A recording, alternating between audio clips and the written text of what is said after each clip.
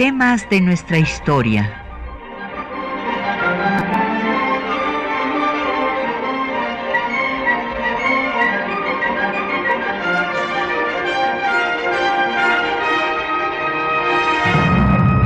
Un espacio que difunde el conocimiento del pasado para comprender nuestro presente. Programa a cargo de la maestra Patricia Galeana.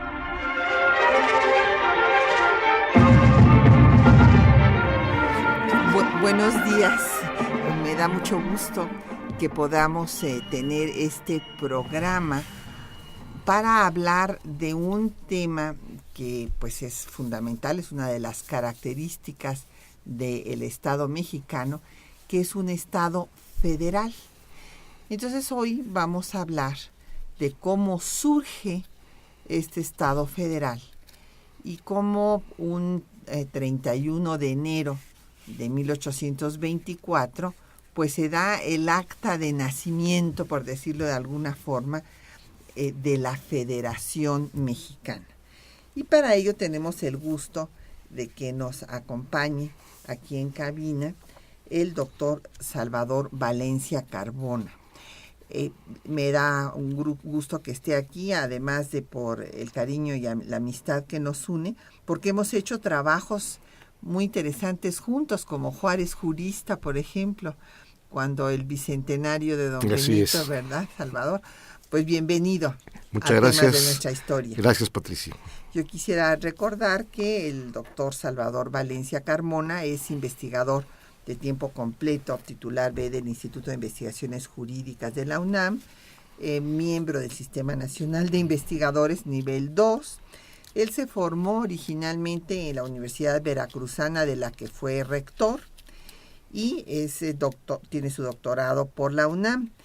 Entre sus publicaciones, pues destaca el Derecho Constitucional Mexicano y Comparado, que hizo con el doctor Héctor Fix Zamudio, y hay que decir que ya lleva como su octava, ¿en qué edición va? Octava edición, exactamente. Octava edición. Y bueno, próximamente va a salir otra obra que también la hace en coautoría con el doctor Fixamudio y el doctor Salvador Valencia, sobre los derechos humanos y el amparo.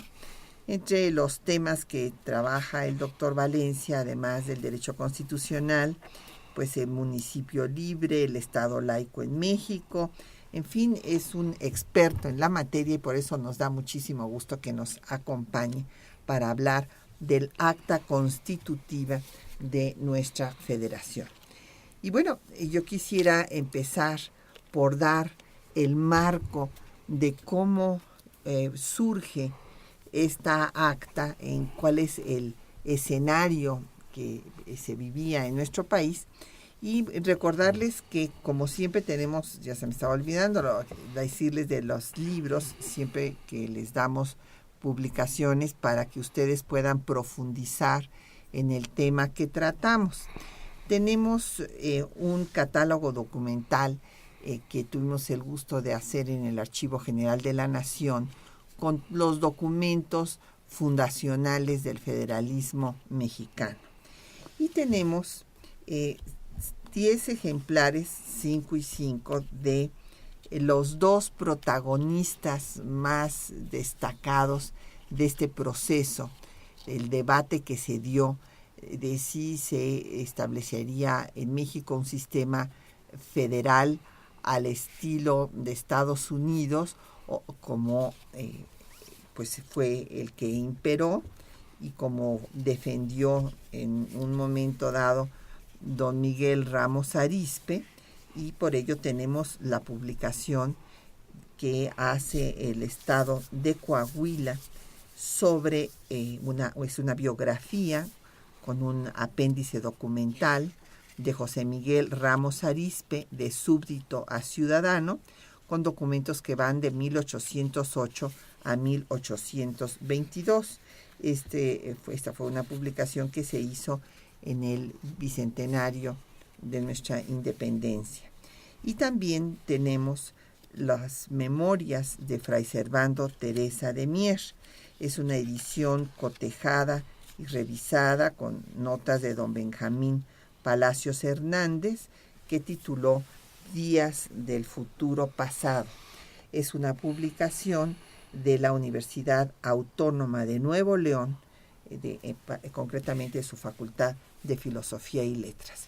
Entonces llámenos, díganos cuál es la publicación que usted desea, si quiere usted leer a Fray Servando, Teresa de Mier o a Miguel Ramos Arizpe.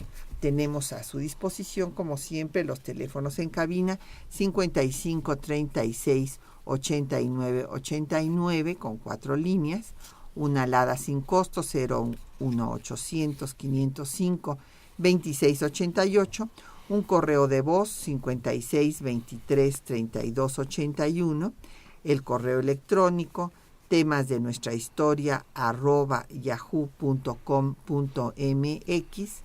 y el Twitter en @temashistoria, nos puede usted seguir, en Facebook Temas de Nuestra Historia UNAM, y escuchar el programa en línea ya para nuestros radioescuchas que nos han estado pues llamando o escribiendo diciendo que no funcionaba la página de internet de radio. Ya está otra vez habilitada, entonces si usted por alguna razón no nos puede escuchar en este momento, queda en línea una semana el programa en el www.radiounam.unam.mx y después pasa, y ahí podrán ustedes encontrar también los programas que no pudieron escuchar en este mes, que no funcionó la página de Radio UNAM.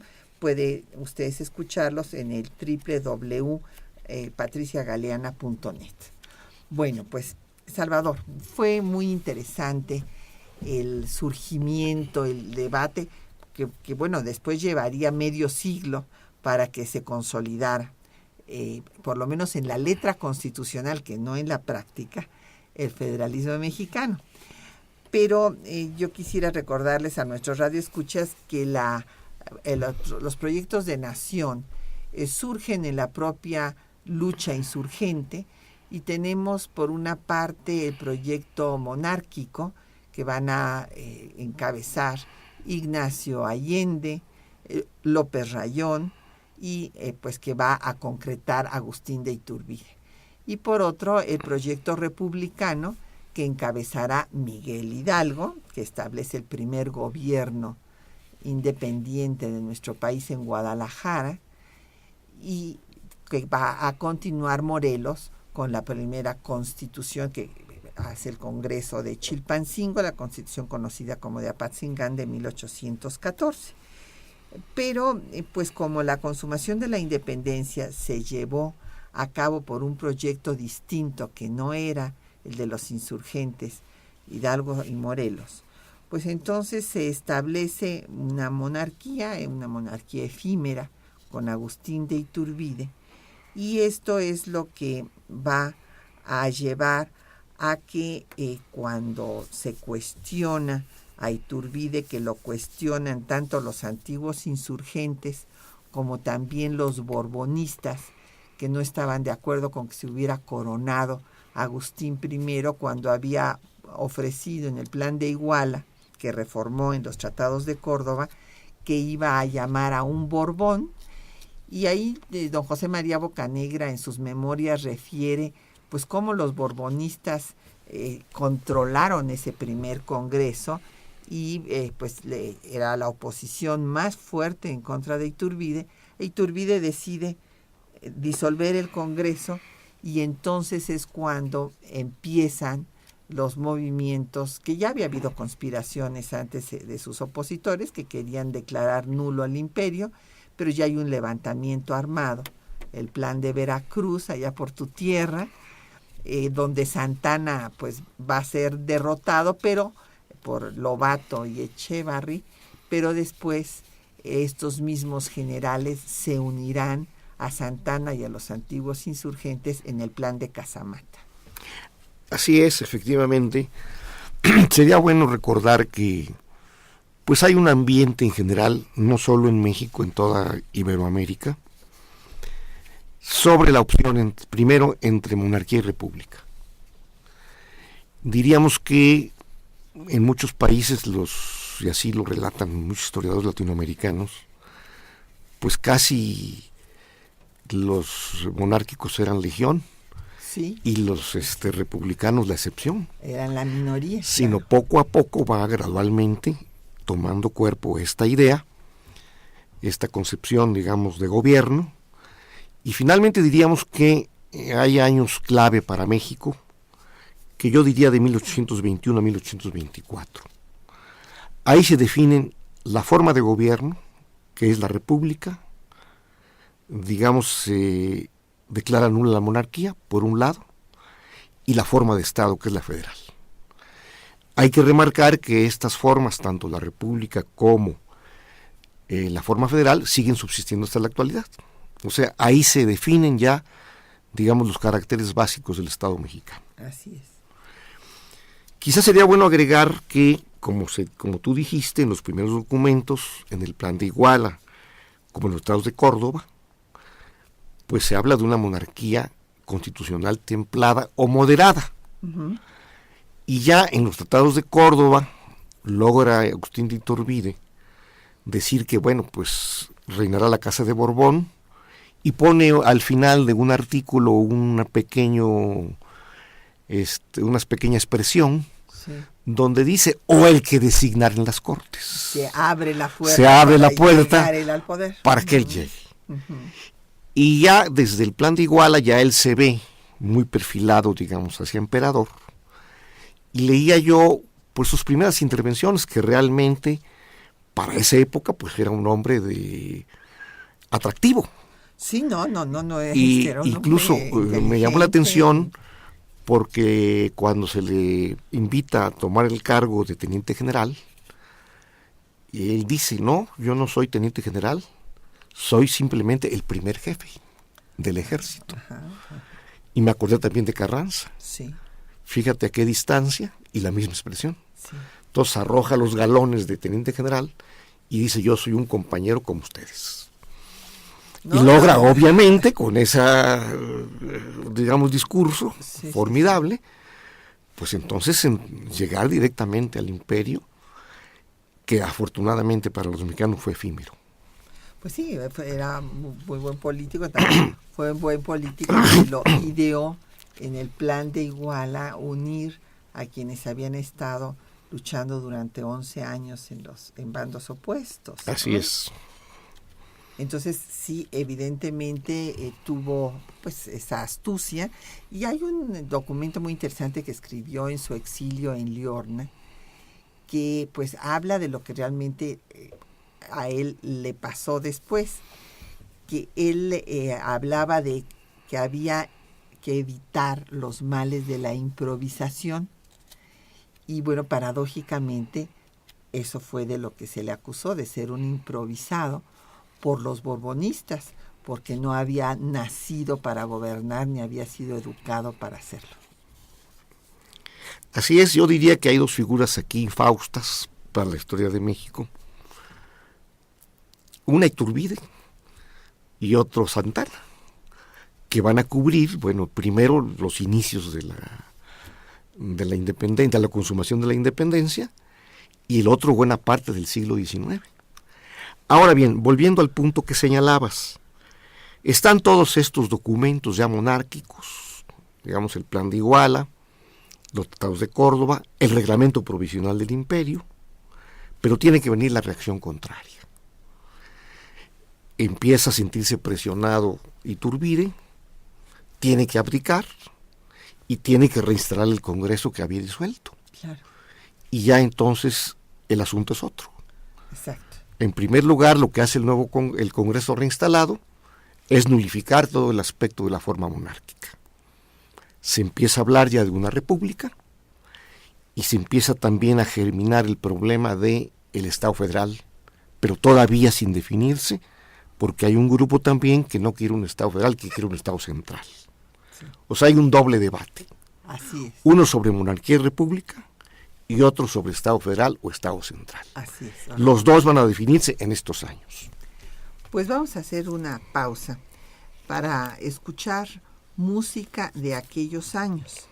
Y vamos a escuchar a un compositor que tiene una obra muy, muy agradable, yo estamos seguros que les va a gustar. Es Manuel Antonio del Corral. Y escucharemos El Andante con variaciones, interpretado por Nadia Stankovic en su disco Antología Pianística Mexicana.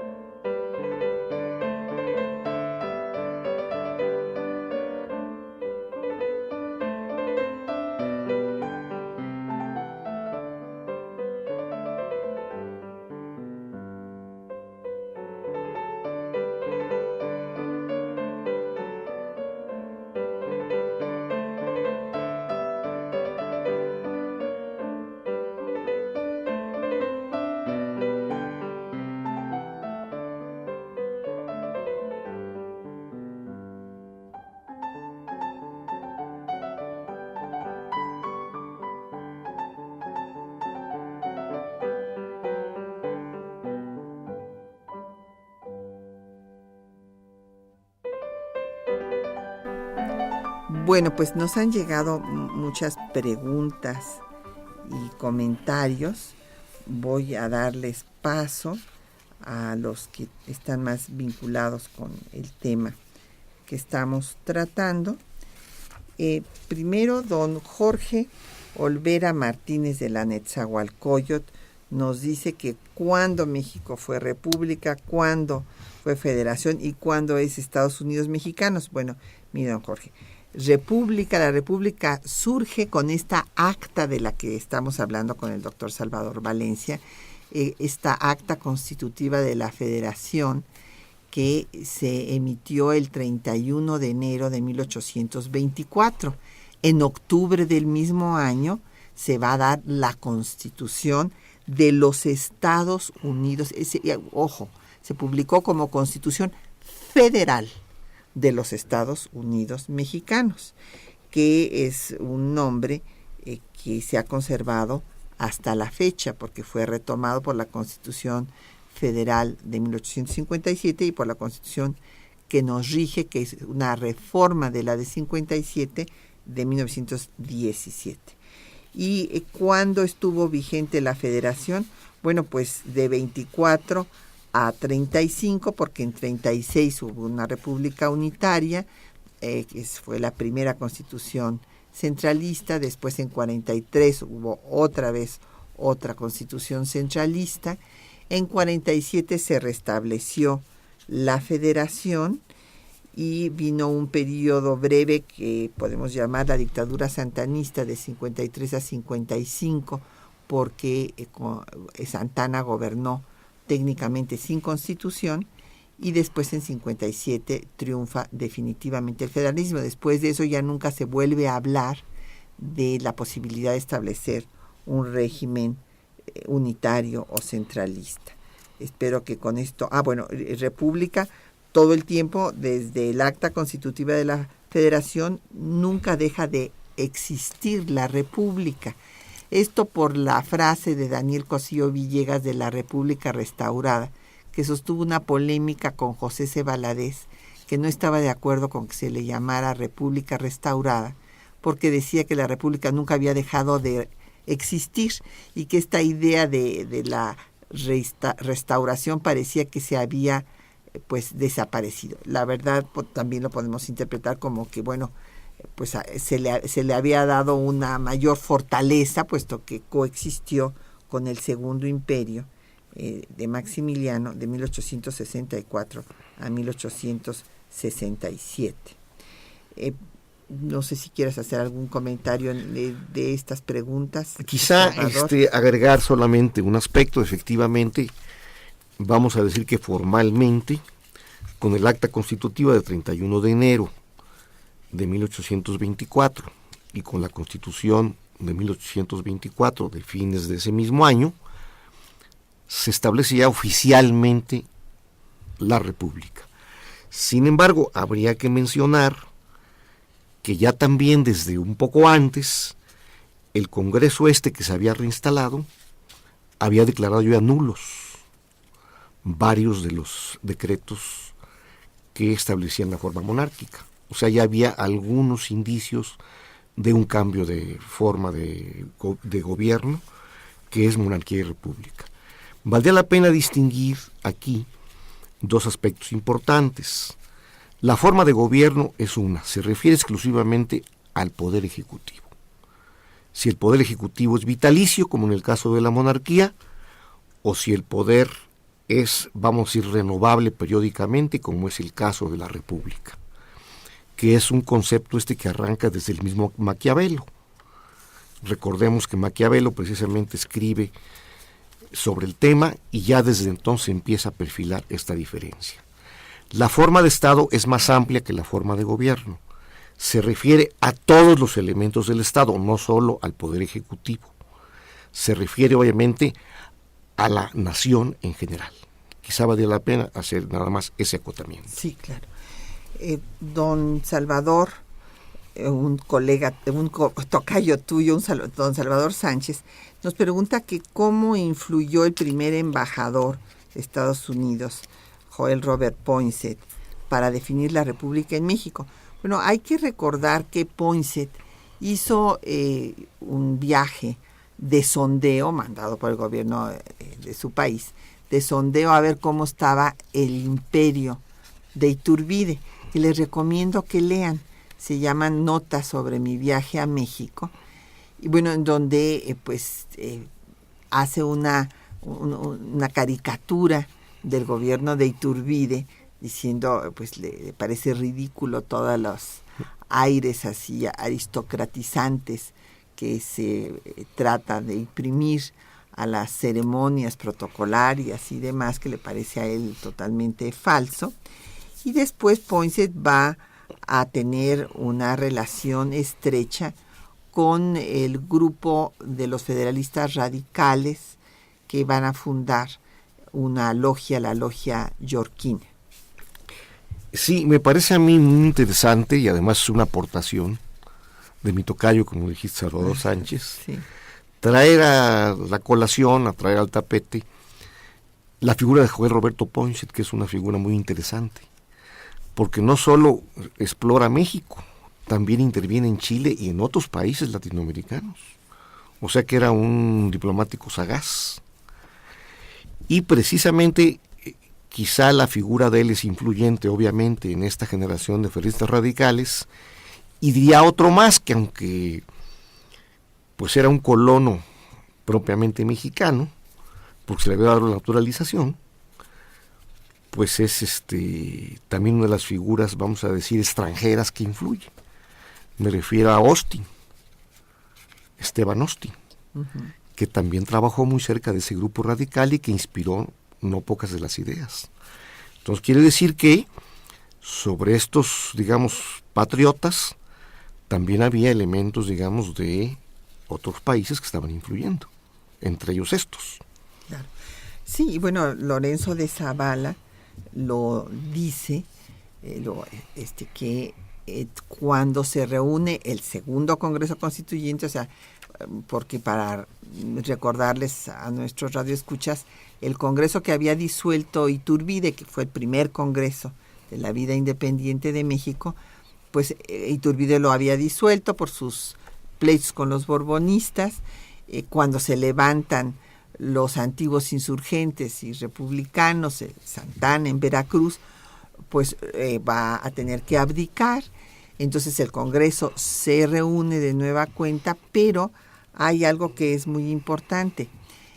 Los intentos ya separatistas que se dan son decisivos para que se haga el acta constitutiva de la Federación, porque gracias a la iniciativa de Miguel Ramos Arizpe cuando fue a las Cortes de Cádiz, él había propuesto el que hubiera una representación, que se crearan las diputaciones provinciales, que finalmente aceptó que fueran en las intendencias donde se crearan estas diputaciones, porque ya se había hecho la división de intendencias.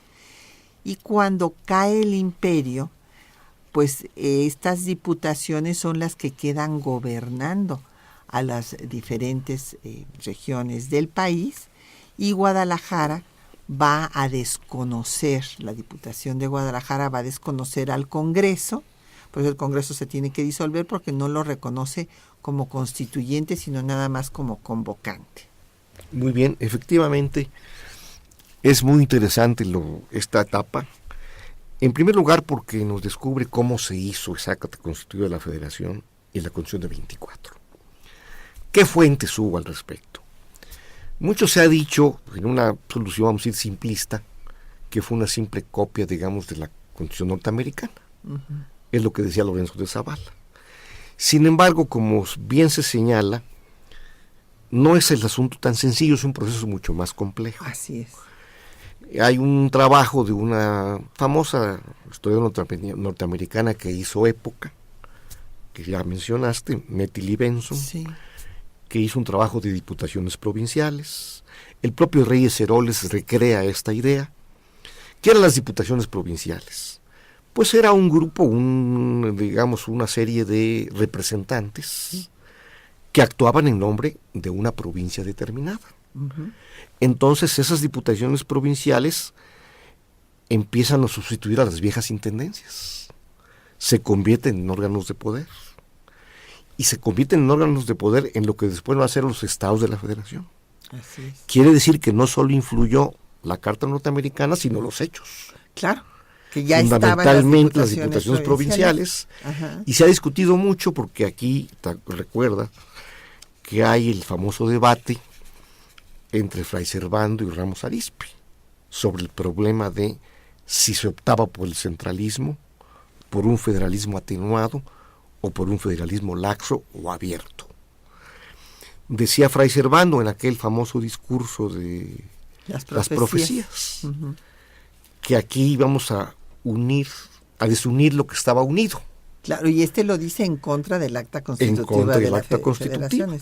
Sin embargo, se le replica, bueno, la verdad es que ya todo se estaba desuniendo, se estaba dispersando el país. Así es, a partir de la caída del imperio. Entonces el único modo de volver a concentrar el poder era adoptar una forma federal que permitiera que las diputaciones provinciales siguieran jugando un papel importante. Así es. Vamos a hacer una pausa para escuchar el texto, bueno, no todo el texto porque no, en fin, sería muy, muy largo, pero sí la parte central del acta constitutiva de la Federación.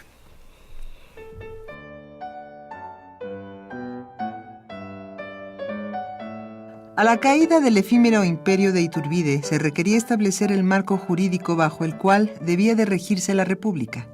El nuevo Congreso Constituyente se instaló el 25 de noviembre de 1823 y el 31 de enero de 1824 se firmó el Acta Constitutiva de la Federación.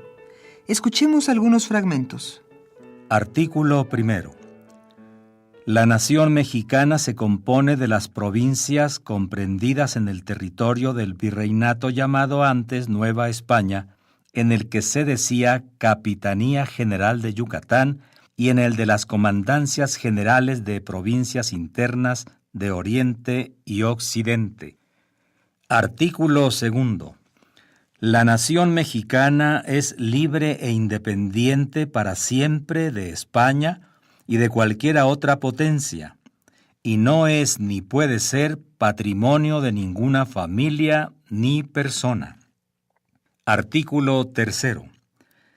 La soberanía reside radical y esencialmente en la nación, y por lo mismo pertenece exclusivamente a ésta el derecho de adoptar y establecer por medio de sus representantes la forma de gobierno y demás leyes fundamentales que le parezca más conveniente. Artículo 4. La religión de la nación mexicana es y será perpetuamente la católica, apostólica, romana.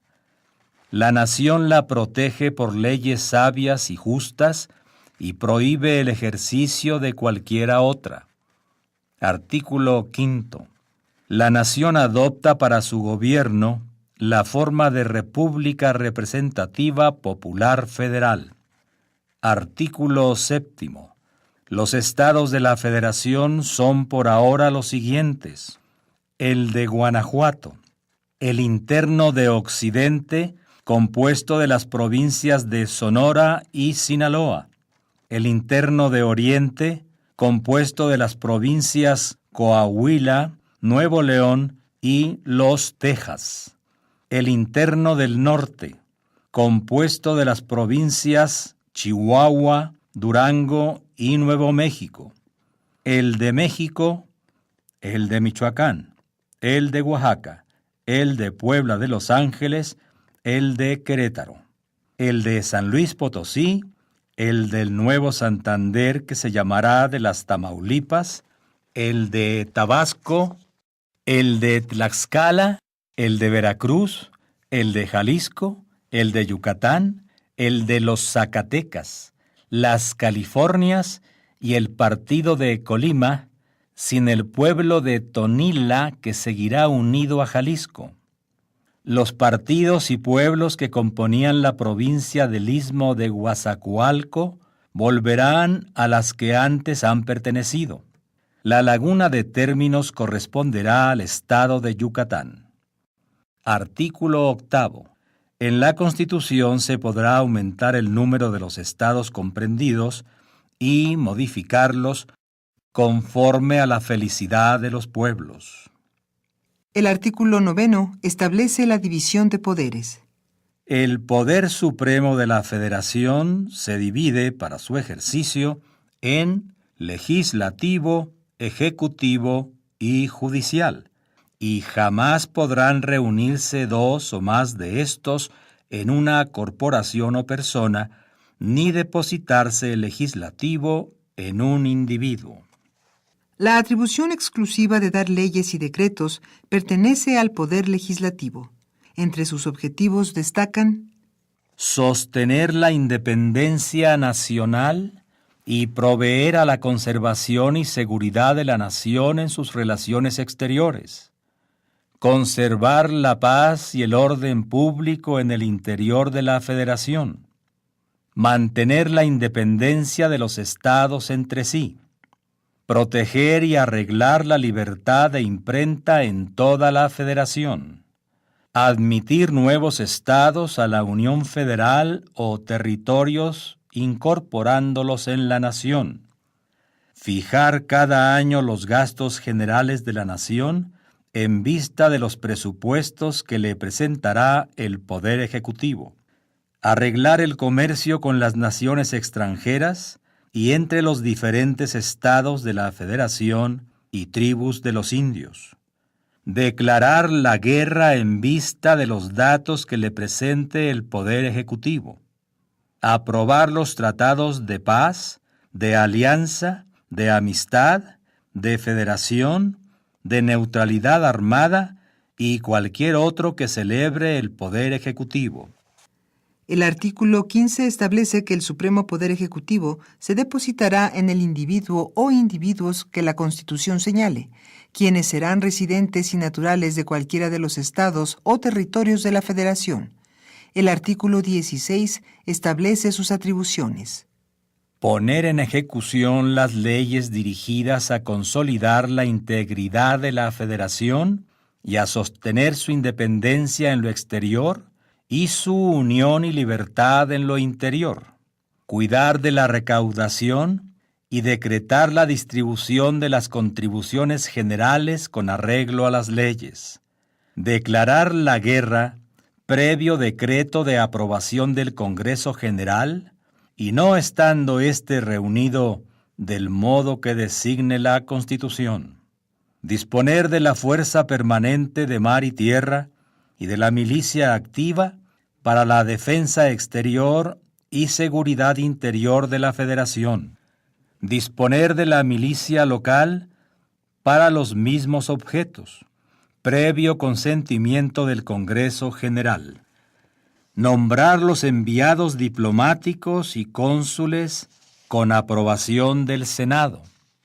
Dirigir las negociaciones diplomáticas, celebrar tratados de paz, amistad, alianza, federación, tregua, neutralidad armada, comercio y otros, mas para prestar o negar su ratificación a cualquiera de ellos, deberá preceder la aprobación del Congreso General.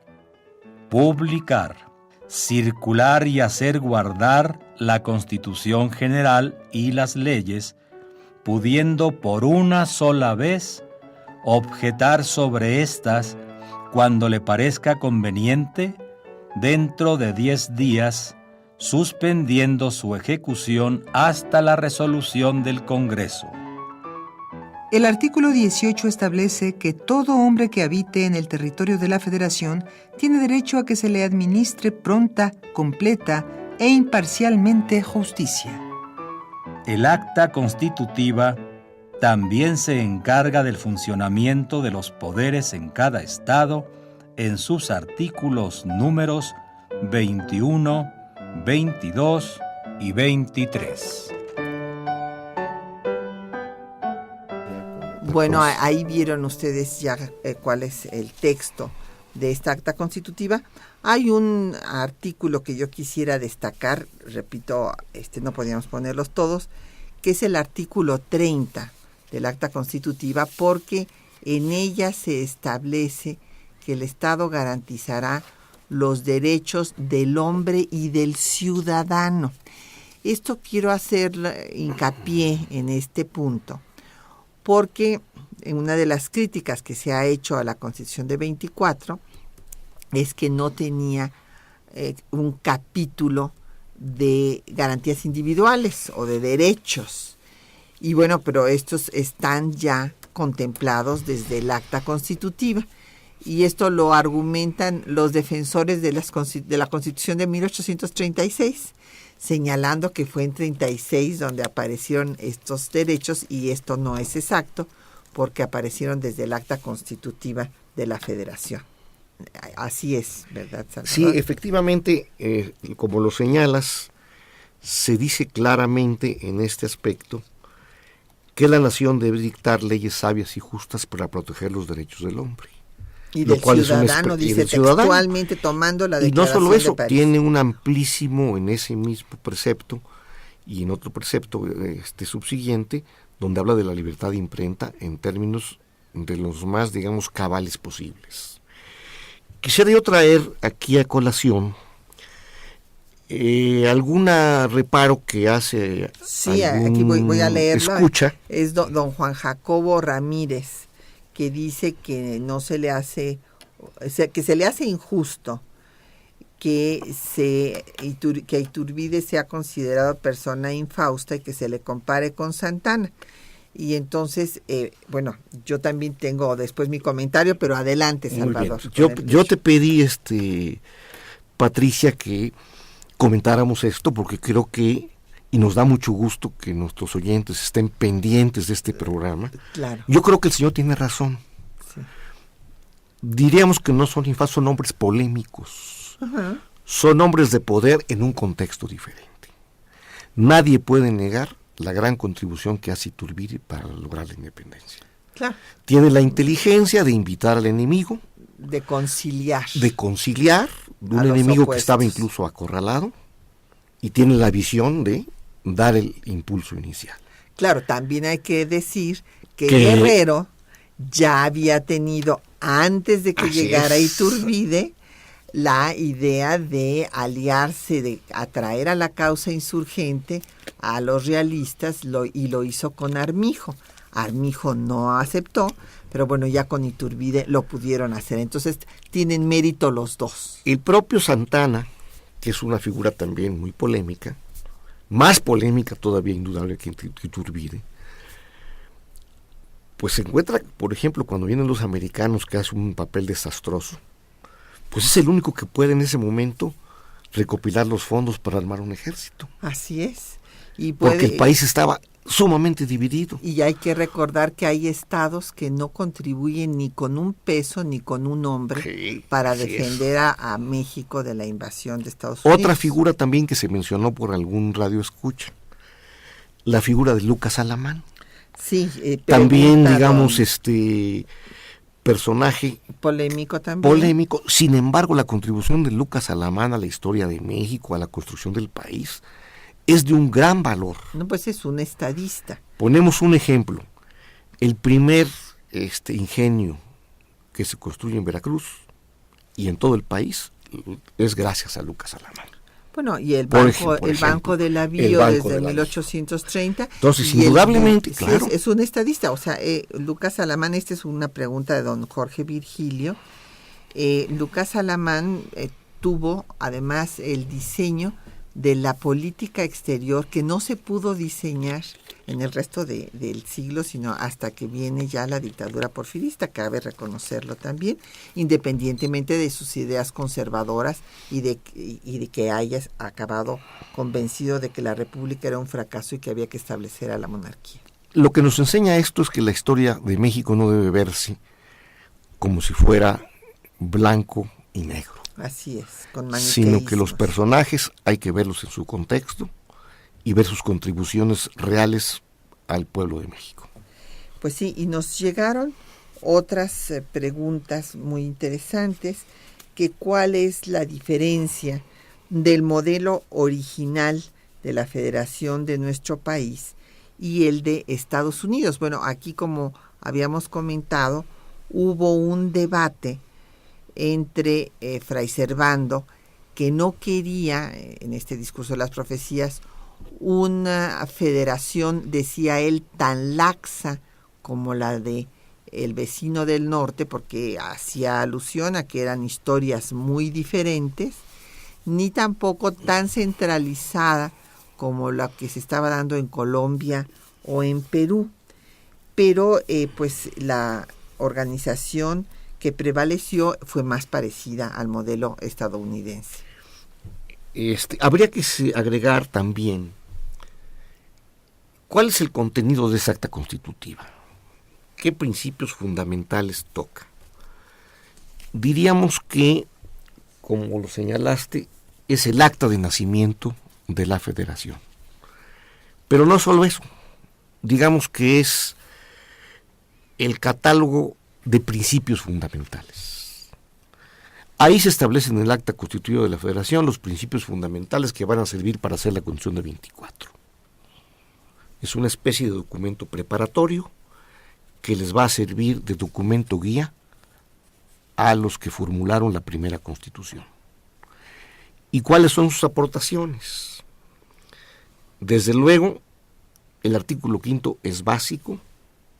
Dice el artículo 5 concretamente: la forma de gobierno será una república representativa popular federal. Este artículo fue de los más debatidos en el constituyente, que estaba haciendo esta acta constitutiva. Fue aprobado por la mayoría, por una mayoría clara, y no solo eso, se pidió que se hicieran salvas de artillería, actos, digamos, públicos, y toda una serie, digamos, de celebraciones, claro, para concretamente saludar a este artículo 5 que marcó definitivamente al país. Y bueno, entre las otras muchas preguntas que nos han llegado, espero que nos dé tiempo a contestarlas todas, pero ya saben nuestras radioescuchas que si no nos da tiempo, les contestamos por la misma vía que hicieron la pregunta, por teléfono, por Twitter, Facebook o por el correo electrónico. Don Jesús Ríos nos dice que cómo contemplaron los primeros federalistas la cuestión impositiva y fiscal, ya que ante la la actual crisis de endeudamiento de los estados, algunos lo han atribuido, esta crisis de endeudamiento de los estados, al mal diseño original del federalismo. Bueno, yo nada más quiero recordar que el primero que empieza a centralizar los recursos de los estados es nada menos que el federalista Lorenzo de Zavala, cuando fue ministro de Hacienda en el gobierno de Vicente Guerrero. Entonces, se da una lucha, por una parte, un debate ideológico entre federalismo y centralismo, pero después en la práctica, pues se acaba haciendo el federalismo centralizado que quería Fray Servando Teresa de Mier. Muy bien, efectivamente, una cosa son las normas y las formas y otra cosa son los hechos. Pero hay un aspecto, ya que es el sistema impositivo, muy importante, que es el siguiente. Gran parte del siglo XIX, los estados eran los que recaudaban los impuestos. Entonces, como el que recibe y el que cobra, pues se puede quedar con la mayor parte, la federación a veces padecía muchas etapas de la historia de grandes problemas de carácter financiero. De ahí que gradualmente se vino estableciendo pues una centralización fiscal, sí, y una centralización administrativa. Aunque nos teníamos la forma federal, había una centralización de hecho. ¿Y qué está pasando ahora? Bueno, yo diría que no es el fenómeno del siglo XIX, sino un fenómeno diverso. Claro. ¿Qué ha pasado? Había un régimen fuertemente centralizado con un presidente, digamos, hegemónico, y de momento el esquema federal cambió. Ahora los gobernadores pues tienen demasiada libertad. Así es. Pues se ha hablado de un neocaciquismo. Y cero control. Neocaciquismo. Se habla de neofeudalismo. Exactamente. En lugar de federalismo. Quiere decir que en este momento hay que establecer controles. Claro. Y qué bueno que los partidos políticos en México estén transitando por ese camino. Yo saludo que se esté estableciendo ya, saludo, digamos, para bien, claro, una ley de contabilidad federal, que sea el mismo sistema de contabilidad para federación, estados y municipios, sí, que sea el mismo sistema de control más puntual sobre ellos, porque no se vale que estemos avanzando a nivel, vamos a decirle, macro, de los grandes poderes, y falta la reforma política en su segunda etapa, que es en los estados y municipios del país. Así es. Vamos a hacer otra pausa y seguiremos escuchando El andante con variaciones de Manuel Antonio del Corral, interpretado por Nadia Stankovic, del disco Antología Pianística Mexicana.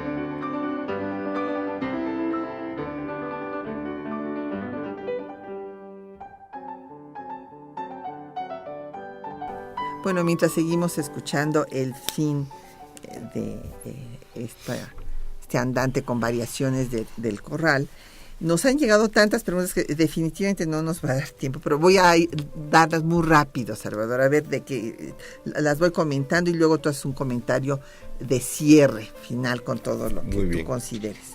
Bueno, nos pregunta una pregunta muy interesante don Oscar Vázquez Romo. Una cosa que tengo que decir antes. Nos han llegado muchísimas llamadas de protesta porque sigue sin funcionar el internet. Doña Hilda San Román de Toluca, Abraham Lozada de la Miguel Hidalgo, José Antonio Salas de la Cuauhtémoc, todos se quejan. Yo creía que ya estaba funcionando, dicen que no está funcionando, entonces bueno, pues le pedimos a las autoridades correspondientes que lo vean y les ofrecemos que pueden ustedes escuchar todos los programas pues en el patriciagaleana.net, que los vamos a subir de inmediato. Y bueno, nos comentaba don Oscar Vázquez Romo de Naucalpan que a diferencia de la Constitución de 24 que establece la intolerancia religiosa, la de 12 había roto con Dios definitivamente. Pues no es así, don Oscar. En la Constitución de Cádiz se establece la intolerancia religiosa. Lo único que hace Cádiz es suprimir el Tribunal de la Inquisición, pero no la intolerancia religiosa. Ese es el gran mérito de la generación de la Reforma, de la Revolución de Reforma, que establece el Estado laico y que en la Constitución de 1857 por primera vez no se establece la intolerancia religiosa y por eso viene la guerra civil. Nos dice aquí don José Rosendo Cerrato que sí es cierto que el 5 de febrero, tanto de 1857 como de 1917, se promulgaron las constituciones por ser el día de San Felipe Neri. Esto es una falsedad de toda falsedad. Esto hay que leer los debates del constituyente y pues se promulgó en el 5 de febrero de 57 porque por la situación, y no hay más que leer a Zarco, los debates no permitieron que se terminara antes, pero no porque estuvieran esperando el día de San Felipe para promulgar ese día. Imagínese usted si fue la primera constitución laica. Después, don José Guadalupe Medina de Nezahualcóyotl pregunta que de dónde tomaron el modelo de la república. Bueno, pues había repúblicas desde Roma, las repúblicas italianas en el Renacimiento, y bueno, y la República de Estados Unidos. Claro. Quizá habría que insistir en lo siguiente. Los hombres que hacen el acta constitutiva y la Constitución de 24 son legisladores preparados. Digamos que le causarían envidia a muchos de nuestros legisladores de hoy día, tanto diputados y senadores, que algunos están para llorar. Sí. Nada más fíjense los nombres de los que hicieron estos documentos. Miguel Ramos Arizpe, el padre del federalismo. Valentín Gómez Farías. Lorenzo de Zavala, yucateco, que si bien es cierto, después abdicó del nacionalismo mexicano, se fue a Texas, como quiera que sea, era un hombre preparado. Sí. Juan Bautista Morales, el gallo pitagórico. Crescencio Rejón, uno de los padres del amparo. Servando Teresa de Mier, hombre luchador, preparado, que acabó sus días en Palacio Nacional. José María Becerra, por cierto veracruzano, que hizo un extraordinario voto particular. Carlos María de Bustamante, gran historiador. De esa talla eran los hombres de 24. Así es.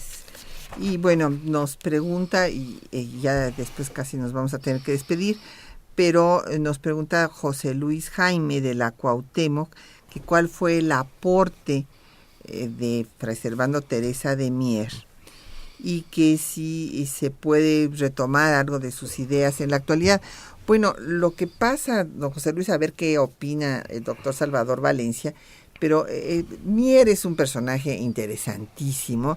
Yo creo que su mejor aporte fue su sermón guadalupano, donde puso en crisis, ¿verdad?, nada menos que a la conquista española, porque decía que la Virgen guadalupana no se había plasmado en la tilma de Juan Diego, sino en la de Santo Tomás, y que ya los antiguos mexicanos ya eran católicos. O sea, con esto le estaba quitando toda la legitimidad a la conquista española, y por eso lo persiguieron, lo declararon hereje, mandaron al exilio, se escapó de cuanta cárcel cayó. Pero aquí, bueno, desde luego estoy un poco bromeando, también es muy interesante, pues, y premonitorio lo que dice, porque él habla de un federalismo centralizado, o un centralismo que poco a poco, para que no se desintegre el país, pase a una federación. Y digo que es premonitorio porque en realidad en la segunda mitad del siglo XIX, aunque en la letra constitucional ganó el régimen federal en 1857, en la práctica se dio este federalismo centralizado por múltiples razones, por todas las guerras, el acecho extranjero, etcétera. Entonces, el crear un verdadero federalismo pues ha sido muy difícil por todas estas circunstancias. Claro. Del padre Mier había que agregar que también contribuyó mucho a este aspecto del acta constitutiva y la Constitución Federal, porque recordemos que precisamente el 16 de mayo de 1823, o sea, mucho antes de los textos de 24, precisamente se hace una comisión por el padre Mier, que hace el plan de la Constitución Política de la Nación Mexicana, donde ya se habla de la República, se habla de la soberanía del pueblo, que es un principio que se recoge después en la Constitución y en la propia acta constitutiva, y de una serie de, vamos a decir, postulados ideológicos de avanzada. Sí. Eso es importante porque es una contribución Claro. que hace. No, es un personaje importantísimo. También otra gran aportación es que él escribe, y este año va a cumplirse el bicentenario, la primera historia de la guerra de independencia, pues se debe a la pluma de el doctor Fray Servando Teresa de Mier, que le quitan el doctorado en teología, por cierto, por andar con estas ideas de Borunda de que la guadalupana había venido aquí antes de que llegaran los españoles. Bueno, pues ya nos tenemos que retirar, ni modo, ya no pudimos decir ni siquiera los nombres de otras, nos quedan aquí como 20 preguntas más, les contestaremos por esa vía. Le agradecemos a todos su atención y en particular al doctor Salvador Valencia, que haya compartido con nosotros su tiempo y sus conocimientos. Gracias a ti, Muchísimas Patricia. gracias. Buen día. A nuestros compañeros Tessa Uribe y Esteban Escárcega en la lectura de los textos, en los controles de audio Socorro Montes y en la producción y en los teléfonos Quetzalín Becerril, con el apoyo de don Felipe Guerra, y Patricia Galeana se despide hasta dentro de 8 días.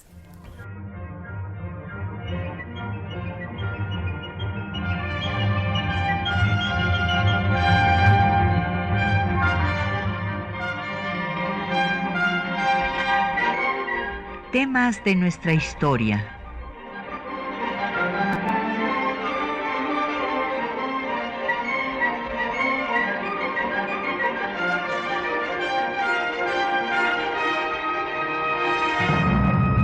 Un espacio que difunde el conocimiento del pasado para comprender nuestro presente. Programa a cargo de la maestra Patricia Galeana.